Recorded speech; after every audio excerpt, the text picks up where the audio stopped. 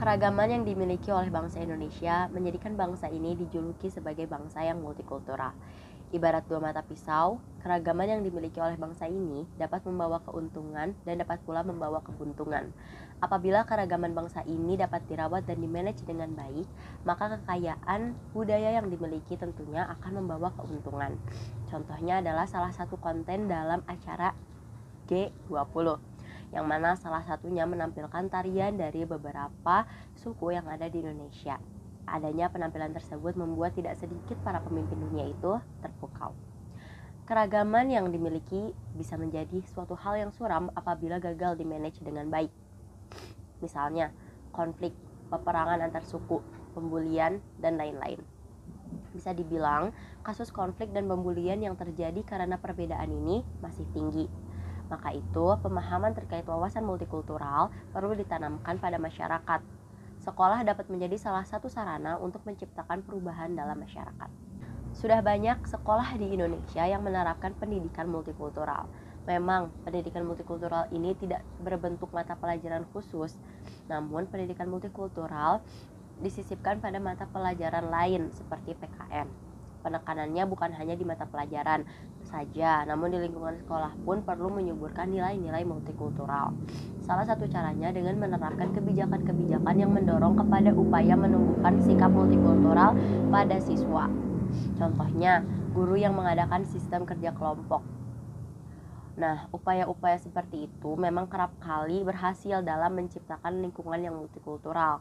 Namun, tak bisa dipungkiri juga nih, masih terdapat gitu segelintir kelompok yang tidak terkena dampak positif dari diadakannya upaya seperti itu. Maksudnya ada segelintir kelompok yang tidak merasakan efek dari adanya upaya menumbuhkan sikap multikultural seperti itu. Dengan kata lain, masih ditemukan kasus yang bertolak belakang gitu ya dari nilai-nilai multikultural. Nah, contohnya ini adalah seperti kasus pembulian.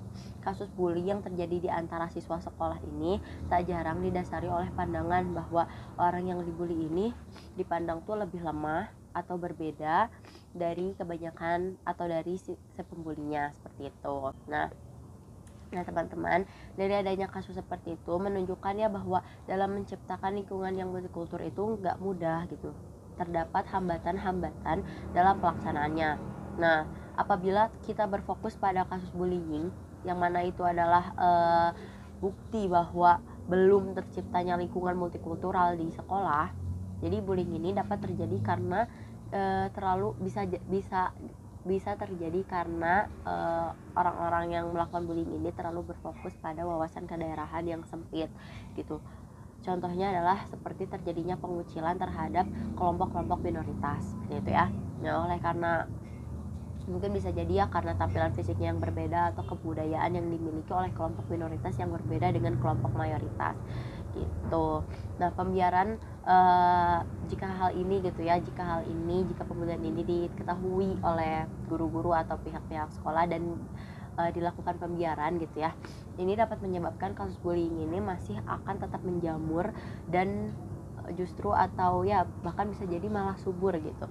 Nah, apabila pengawasan yang dilakukan oleh masyarakat sekolah ini akan makin ketat, namun kebijakan yang dimiliki sekolah ini tidak keras dalam menegakkan kedisiplinannya, tentu akan sia-sia gitu ya pengawasan atau pembimbingan dari pihak atau masyarakat sekolah gitu. Jadi untuk menciptakan atau untuk mengurangi kasus bullying itu harus kerjasama gitu antara pengawasan dan juga pengetatan kedisiplinan seperti itu.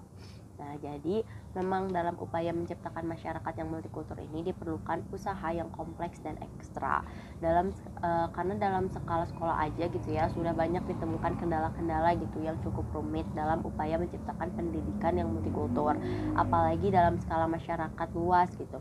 Nah, untuk menciptakan pendidikan yang multikultur di sekolah tidak hanya dari segi pribadinya saja yang harus dibenahi, namun juga harus keseluruhan seperti kepada kebijakan seperti itu. Jadi banyak gitu ya dinamika yang terjadi dalam menciptakan lingkungan multikultur di sekolah. Gitu. Terima kasih. Wassalamualaikum warahmatullahi wabarakatuh. Terima kasih telah menonton video. Bye.